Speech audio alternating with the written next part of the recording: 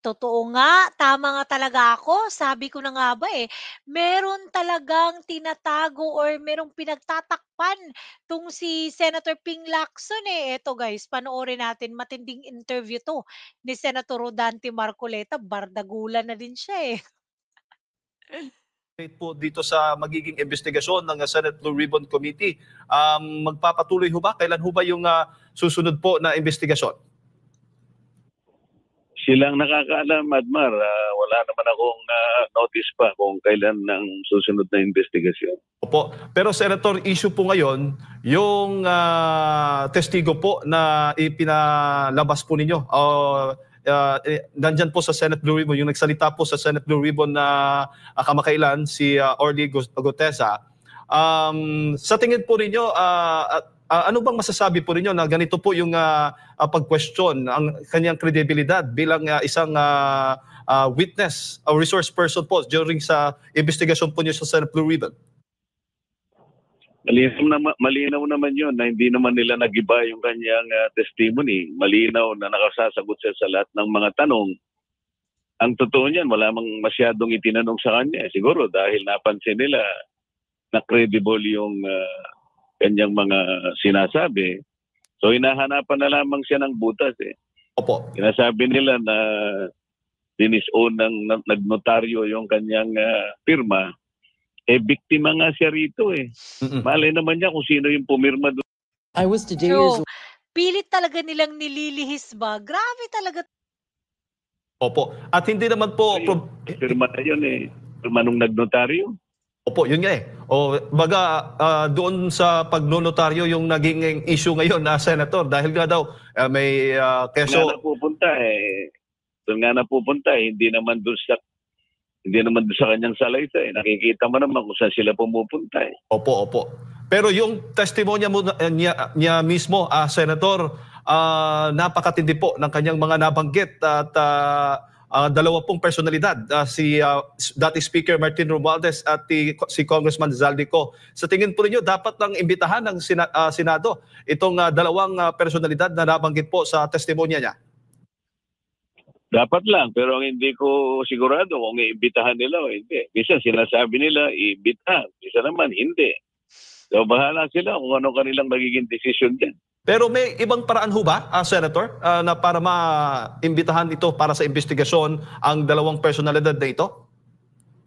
Napakaraming paraan. Di imbitahan nila. Wala namang problema ron eh. Ang problema kung darating ba yan o hindi. Opo, opo. Senator, kamakailan din ay nagbigay po ng kanyang speech o pahayag itong si Senator Cheese Escudero. At talaga matindi po yung kanyang mga naging pahayag laban po dito kay dating Speaker Martin Romualdez.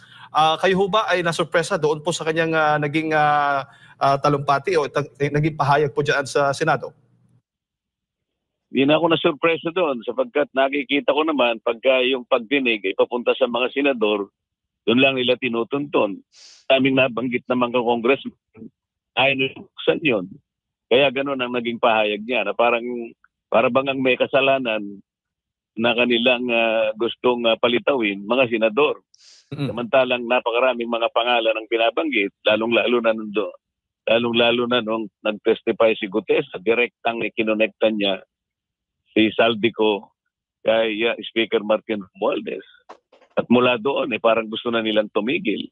Mahalata naman ninyo kung sino yung naglilihis eh. Correct. Ang sabi ko nga, dinidiretso ko nga kayong naglilihis eh. Opo, Senator. At meron ding mga obserbasyon ng ating mga kababayan doon sa mga nagiging resource person na bigla-bigla na lang pinapadala sa DOJ. Hindi naman wala kayong pagkakataon na maitanong. Yan ho ba ay baga nakabatay po? Wala po bang nilalabag? O dyan po sa mga pagdinig, sa rules po ng inyong mga ginagawang pagdinig sa Senado? I-raise ko na nga yun sa aking privilege speech. Ayaw naman nila sagutin. Saan ka naman ako nakakita na dumidinig tayo rito eh. Kasama yung secretary ng DOJ. Pagkatapos hindi pa natin natatapos sa mga tatanungin natin, kukunin niya bigla. Pagkatapos doon niya pagtatatanungin. Pagbalik niya, mayroon supplemental affidavit. Ano ba tayo rito ka ako? Investigative arm ba tayo ng DOJ? Asan ba nga kung tuntunin na sinusunod natin? Hindi lamang yun, pati yung ICI, ni-raise ko nga yun. Mm. Opo. Yung pinanatuntunin, wala kaming agreement kung paano makikipag-coordinate ang ICI sapagkat meron tayong saligang batas na nagsasabi, igalang natin ang mga institutional boundaries. Meron tayong separation of powers. Ito mga doktrina na minsang naglagda ay ang ating kataas-taasang fundamental law. Ito yung ating saligang batas. Kung hindi na natin sinusunod yung nakatalaga na mga separation of powers, malabo na itong pinupuntahan natin. True. Pagkatapos nagsasabi sila na parang lumilihis. Sino ba naglilihis? Ako mulat-mula pa, dinidiretso ko ito eh. Pag nababanggit ang pangalan ni Martin Romualdez, imik. Napapansin siguro yan na marami nating kababayan. Opo. True. Totoo po yan, Senator. At yun nga yung isa sa mga Wala nga sila halos tanong kay Gutese, eh. Pero kay Representative kay Yusek Bernardo sobrang dami nilang tanong. Kay Gutese wala silang katanong-tanong, walang follow-up questions. So, 'di ba? Kitang-kita mo dun pa lang, eh. problema o issue din dahil nga po sa salitang interparliamentary courtesy. Ano bang mas mahalaga?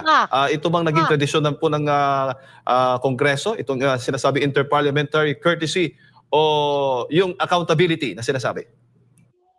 So, hindi mo ba nakita na dahil nga gusto nilang pagtapan kung ano-anong ginagamit nilang katwiran? Ibig mo ba sabihin lumilitaw na at isinisigaw na lahat ang pangalan mo na ikaw ang utak ng lahat ng ito? Ay yung kaukulang paggalang pa. Pantakit. Makasulat ba sa bato yan? Diba? Absolute ba yan? Pero kay PRRD guys, kahit konting respeto wala silang ibinigay. Pero dito sa mga buwayang to, grabe may pa-interparliamentary courtesy pang nalalaman. Yan. Kung Harap-harapan sinasabi na nilang tayong transparent binababoy. at saka accountability, mas mataas pa ba? Mas mataas pa ba yung parametro ng kortesiya?